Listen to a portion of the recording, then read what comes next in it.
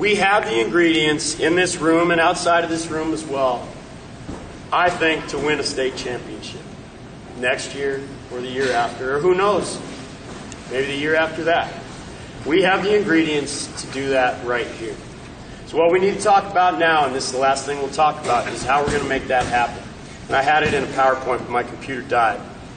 So I'm just going to talk it to you, and then you can go back and look at it. First of all, I vow on this day, June 5th, 2014, to make the following improvements as your coach. I don't pretend I'm a perfect coach. I think there's a lot of things I have figured out and that things that I'm getting better and better at. But this is my first year coaching a truly serious team. These are things I'm going to do better for you guys, and I'm committing to them on this day. Number one, I'm going to get more coaches involved with this team. The more coaches we have involved, the more coaches that we have that are truly committed to this team, the better off we're going to be. I'm going to make that happen. Number two, I'm going to raise money for this team. I don't even want you guys to worry about that. I spent 2 years after college working for a soccer nonprofit in New Mexico, running soccer camps for Native American communities. I know that world. I'm going to get you guys money. I'm going to get you stuff.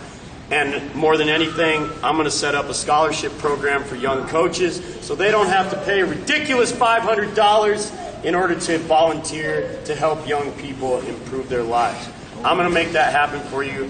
And I want you to be disappointed in me if I don't make that happen. Soccer-wise, I promise you that we will be far better organized as coaches at integrating the various teams. I don't like how apart varsity was from the JV and the freshman teams this year. I don't want that. I don't want my varsity guys thinking, oh, I'm up here on high and then the JV guys are over there doing whatever they're doing. That doesn't satisfy me. I don't like what that does to our JV guys psychologically. I don't like what it does to varsity guys psychologically. I promise you I'm going to figure out a way with my coaches and with more coaches to have more fluidity between the teams. Guys moving up, guys moving down, guys getting to work with different coaches. That really threw me off when the season started and I wasn't seeing you JV guys anymore because I love you and I missed you all of a sudden. It was crazy to me. I just couldn't see you. I'm going to fix that. When it comes to games, I think I need to be better about trusting my subs.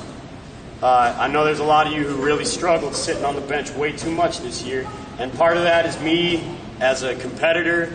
I never wanted to be subbed as a player, so I'm thinking, oh, those guys don't want to be subbed either. I'm just going to let them run themselves ragged. But I don't think that's quite how you put confidence in players, and I want to fix that. So I promise you I will. I'll work towards it. And finally, I just think there's tons of situations that I can improve on. Even Justin mentioned to me at the end after the Ankeny game, he was like, man, you should have put your tallest kid right in front of that kid who's doing the big throw-ins. Just go stand right in front of him on the line and piss him off, right? And there's all these situations that, as a coach, you have to experience them in order to react to them. But I promise you I'm going to get better and better in those situations. I vow those things. And there's other things. But those are the ones that came immediately to mind. And what I'm saying is I'm committing to making those changes happen. Here's something else that has to change within this program. And even you varsity guys can be a part of this just by setting the tone in the school environment. We have got to find a way to establish a distinct identity for our JV and freshman teams. You guys tell me, it doesn't quite feel like a team to me. You know what I'm saying? Like, where are you guys tonight? And it's awesome that you guys are here. But I look over at your practices, and there's a different 10 guys showing up to practice every day, and guys thinking they just don't need to show up to practice. And then how pissed off must you guys be when those same guys would show up to games and expect to play? Am I right? Yeah. That's a problem. People are treating JV and freshman soccer at Lincoln like it's a soccer club. Like you can just sign up for it and you can join it a month after the season starts. That stops. That will never happen again. I promise you that. People who play for those teams are going to earn their spots in the first week of practice, in the first week of preseason. And you can start telling your friends this. And you guys know who I'm talking about. The kids that, I feel like playing JV soccer, so I'm going to go to the activities office and beg. Start telling them we're straight up making cuts at the end of the first week. And whatever 20 we have, or like a second 20, that's our JV team. And if we don't have anybody after that, then we're going to tell some very nice kids, sorry, we don't have enough kids for a freshman team. Go tell your friends next year, get out here. Now these things matter. They even matter to the varsity. Because the stronger our freshman and JV programs become, the more you're going to feel pressure coming from behind you, the more each varsity player is going to step up. And it's bigger than that. It's about pride, right? I love seeing our JV team play so competitively and beating good teams this year. Last year we got pounded for the first month of the season. This year that was not an issue.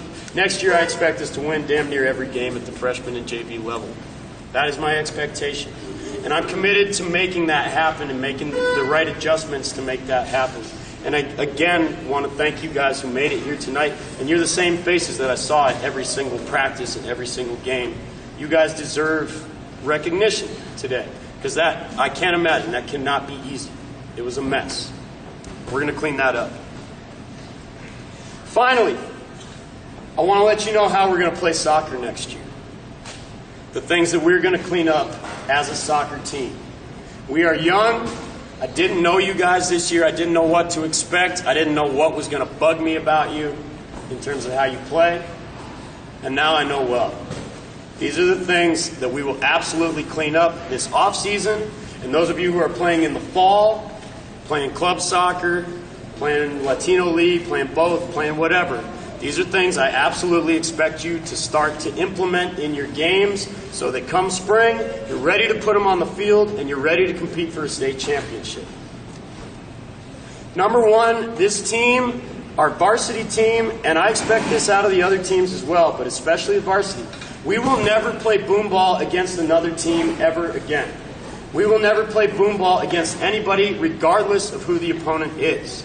And we all understand what I mean by boom ball. It's, I'm afraid to possess, so I'm going to kick it and hope that something good happens and hope somebody runs after it and scores a goal. We will never play that way again. I won't stand for it. We're too good. We're too strong. And that, we talked about it, that sends a message, right? You play boom ball, you're telling the other team, oh, they can't play with us. They don't want to play with us. So think about the Centennial game. Think about the Centennial game all summer. If you had stuck with the way you played in the first 10 minutes, you could have won that game. And you let it go and you started playing boom ball, and that really upset me. Next year I won't tolerate 10 minutes of a total of 10 minutes of boom ball all season. You're too good, no more. Next season, every single player that I put on the field will be able to hold the ball. We'll be able to receive the ball, be calm with it, be strong with it, and distribute it to the next guy, and the next guy, and the next guy. This goes back to playing boom ball, but it's more than that. It's those of you who get nervous and dribble too much. Those of you who get nervous and make just silly moves or ridiculous passes. You're all too good for it. By the start of next season, I expect every single one of you to be ready to receive a ball, take on any sort of defender in front of you, shield him if you have to, and distribute that ball. I won't stand for anything less. If you want to be on the field, you're going to be able to do that. Next season, we've got to win the center mid position. When Emil Carr joined us, we got way better at that position, but it's also not his natural position. It just isn't. Next year, with the guys we got coming up, with a year of maturity, and me knowing what I know about you guys, I won't stand for us ever losing the center mid again. There's certain teams that absolutely dominated us at center mid. So if you're thinking about playing center mid, I need you to commit with extra intensity to doing the things that it's going to take to win that part of the field that is so completely critical. We won't lose that part of the field ever again. These are mental things, and they apply to all of us.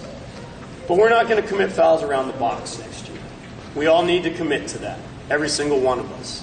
That just puts us in really rough situations, and it's a problem that this team has had for the last 2 years that I've observed here. It gives the other team chances that they otherwise would not have had. So that's a little thing, but it's a big thing, right? Some big goals get scored in those situations. Here's a general one. I'll be very unhappy if we get shut out by a single team next year. I won't tolerate us being shut out. We have too explosive of an offense, too creative, too spectacular, honestly. This team will not get shut out once next year. Who shut us out this year? Centennial and Hoover. Anybody else? No. So the two toughest teams we played, in my mind, they shut us out. And that was kind of shameful. It won't happen again. Next year, we won't tolerate indecision at goalkeeper. You know, and Lucas, I put this in your letter. You're learning the position again. But I'm saying this in front of everybody to push you, man. Because we're going to expect you to have to improve to that level next year. Where when you make your mind up, you make your mind up and you make a play. And if it's Danny, you make your mind up, you made your mind up, you make the play. Make them adjust to you. That's what I expect out of my goalkeepers. I will accept nothing less next season. 2 more to go. Next season, we will all communicate all the time. There's still some of you that are way too quiet on the field, and I won't tolerate it. There's still some of you who think that it's optional to be talking on the field. It's not optional. And it's not satisfactory to simply say, hey, if you want the ball. You need to be talking to each other by name, with confidence, letting each other know what's going on all parts of the field. That's what the best teams do. And if we're not doing it, then we're not giving it our best effort. I won't tolerate anything less. Everybody communicates next year. My final point, and the last thing I absolutely will not tolerate out of you guys in the 2015 season, is any degree of self-doubt. Do not doubt yourselves. Yeah, you're up against it. Lincoln does not have a tradition of winning state championships or necessarily of winning conference championships perennially every year.